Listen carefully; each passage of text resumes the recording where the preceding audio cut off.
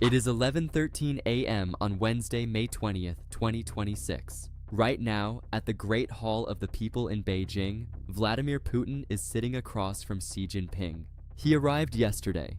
48 hours before him, Donald Trump sat in that exact same chair.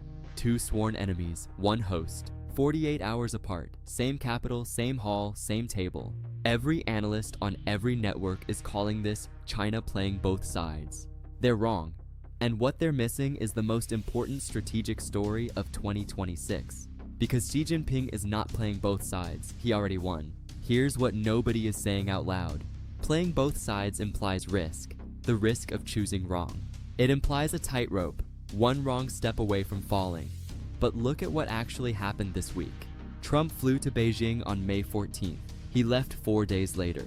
With a $17 billion annual agricultural deal locked in through 2028, a commitment for 200 Boeing aircraft, and a Chinese promise to address America's rare earth crisis, Trump stood on the tarmac and called them fantastic trade deals. His own advisors privately described the summit as underwhelming. Then, 48 hours after Trump's Air Force One cleared Chinese airspace, Putin's plane touched down at Beijing Capital International Airport. Putin arrived with 40 cooperation agreements pre-signed and ready for ceremony. Energy deals, technology exchanges, a push to finally build the Power of Siberia 2 pipeline, the corridor that would double Russian gas flowing into Chinese territory. Xi looked at Putin across that same table and declared their partnership at the highest level in history. Two world leaders, two sets of concessions, two flights to the same throne. This is not a tightrope. This is a chess grandmaster who just made both kings walk to his side of the board voluntarily. Let's decode exactly what each man needed from Beijing this week. And what each man actually got. Trump came to Beijing with one real and urgent problem. The United States military is running out of the minerals. It needs to build its own weapons. Neodymium, yttrium, scandium, indium. Neodymium is the magnetic core inside every F-35 Lightning II fighter jet engine. Without it, the engine doesn't generate thrust. Yttrium is embedded in the sonar array of every Virginia-class submarine patrolling the Pacific and the Atlantic. Without it, the sub is deaf underwater. Scandium goes into the airframe of advanced military drones. Indium is in the targeting displays and guidance systems of precision munitions. China controls the mining, the processing, and the export of all four. When Beijing restricted rare earth exports earlier this year, it wasn't a trade dispute, it was a demonstration. A single sentence written in minerals. Without Chinese rare earths, the American military machine cannot replace what it fires. So Trump went to Beijing, he sat across from Xi. He accepted a deal that gave China $17 billion in annual American farm purchases, and 200 Boeing aircraft orders in exchange for a promise. Not a shipment, not a verified delivery, a promise to address the shortage. He left Beijing with words on paper. The minerals are still in Chinese ground. Nothing stays hidden, everything gets decoded. Now look at Putin's calculation on the other side of that 48-hour gap. Russia's economy has one engine: energy exports. After 2 years of cascading Western sanctions, that engine runs almost entirely on Chinese fuel purchases. In the first quarter of 2026 alone, Russian oil exports to China grew by 35%. Total bilateral trade between Moscow and Beijing hit $228 billion in 2025. Russia is not just selling oil to China. Russia is economically dependent on China's willingness to keep buying.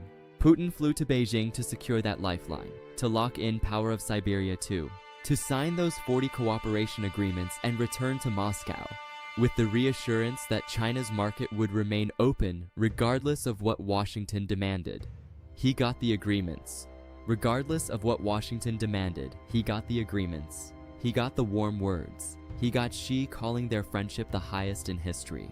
What he didn't get, what no Western analysis is discussing, is leverage. Putin left Beijing with deeper dependencies than when he arrived. Xi left the week with more options than he started with. Here is the variable every analyst is missing, the single detail that reframes this entire story.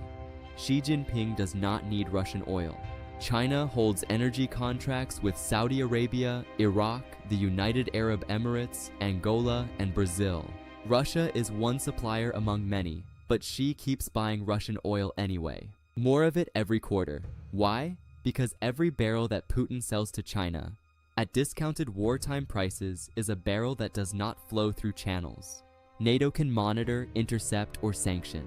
China's oil purchases from Russia are not driven by energy necessity. They are driven by strategy. Beijing is financing Moscow's military capacity, not because she wants Russia to win in Ukraine, but because a Russia locked in a costly war with NATO keeps NATO's attention, resources, and missiles pointed east, rather than west toward the Taiwan Strait. NATO itself confirmed this in 2024, formally labeling China a decisive enabler of Russia's war effort through dual-use goods, technology transfers, and trade flows. And now consider the rare earth side of the same equation. The United States has exactly one operational rare earth processing facility, MP Materials, at Mountain Pass in the California desert. It began producing neodymium magnets in 2025. Current annual output, approximately 1,000 tons. Pentagon defense analysts estimate that military demand for these minerals runs at roughly 10 times that minimum figure. The stockpiles built during decades of cheap Chinese imports have been progressively drawn down. One assessment circulating in Washington suggests the US has already consumed more than half of its pre-conflict rare earth reserves. Japan, America's most important Pacific military ally, sources 76% of its rare earth supply from China. South Korea and Germany report similar structural dependencies. The entire Western defense industrial base, from F-35 production lines in Fort Worth to submarine facilities in Groton, Connecticut, is built on a supply chain whose single most critical node sits inside Chinese borders. This is the cage, not built of steel, built of the periodic table. Nothing stays hidden, everything gets decoded. Here is what actually happened in Beijing this week, not the diplomatic version. Xi Jinping received the two most powerful men on the planet in the same capital within 2 days of each other. Xi Jinping received the two most powerful men on the planet in the same capital within 2 days of each other, and demonstrated to both of them, and to every government watching, a single undeniable strategic truth. In 2026, there is no significant military or economic decision that can be executed without Chinese material cooperation. In 2026, there is no significant military or economic decision that can be executed without Chinese material cooperation. Trump cannot rebuild America's rare earth supply chain without Chinese export licenses. Not in 2 years, not in 5 years. The geology of the continental United States does not contain the ore concentrations required. The chemical processing infrastructure does not exist at scale. The specialized workforce is not trained. Even if emergency investment begins today, analysts project a minimum of 8 to 10 years before meaningful rare earth independence is achievable. Putin cannot finance a prolonged war without Chinese oil purchases. The moment Beijing reduces its import volumes, the Russian fiscal deficit explodes, the ruble destabilizes, and the weapons factories in Tula and Nizhny Novgorod slow. Two nuclear superpowers, one structural dependency, one address in Beijing. And Xi's strategic mastery is that he extracted concrete value from both visits simultaneously. From Trump, $17 billion annually in guaranteed agricultural purchases locked until 2028. 200 Boeing aircraft orders, and a public American acknowledgement that Washington needs Chinese minerals for its own defense posture. From Putin, 40 signed cooperation agreements, a 35% oil purchase increase, and an energy corridor project that will require years of Russian investment to complete, years during which Moscow's economic dependency on Beijing compounds. Trump arrived as the leader of the world's largest economy. He left having committed American farmers and aircraft manufacturers to Chinese contracts, in exchange for mineral promises that China controls the timing of. Putin arrived as a wartime president who needed Beijing's market to keep his army supplied. He left with signed documents and Chinese goodwill, and a deepened structural lock-in to the Chinese economic orbit from which there is no exit ramp. Xi gave both men precisely what they came for, and in doing so, guaranteed that both men will need to come back. This is not playing both sides. This is becoming the only side that matters. So where does this go from here? 3 scenarios, and the probabilities are not equal. Scenario 1, 50% probability. China delivers rare earth commitments on paper, but delays physical export resumption through licensing friction and processing capacity constraints. The F-35 production line remains vulnerable. US stockpiles continue their decline. By 2027, Washington returns to the negotiating table in Beijing with fewer cards than today. Xi's leverage compounds without a single military action. Scenario 2, 35% probability.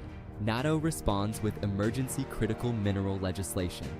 Australia, Canada, Greenland, and Norway fast-track rare earth extraction under Allied frameworks. The EU's Critical Raw Materials Act gains enforcement teeth. China interprets this as a coordinated economic threat and retaliates, with full rare earth export restrictions.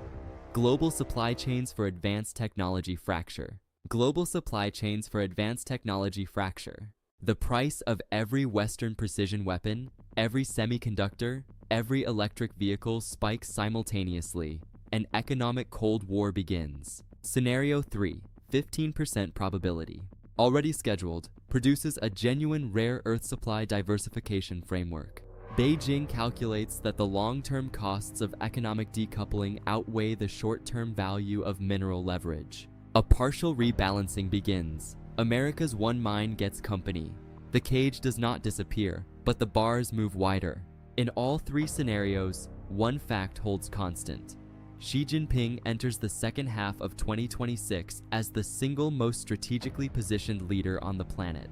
Not because China has the most missiles, not because it has the largest economy, but because Xi spent 2 decades quietly constructing the one thing.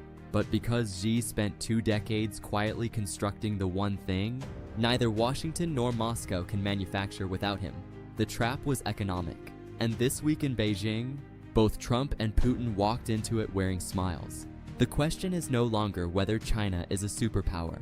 The question is whether either man sitting across from Xi Jinping this week understood the depth.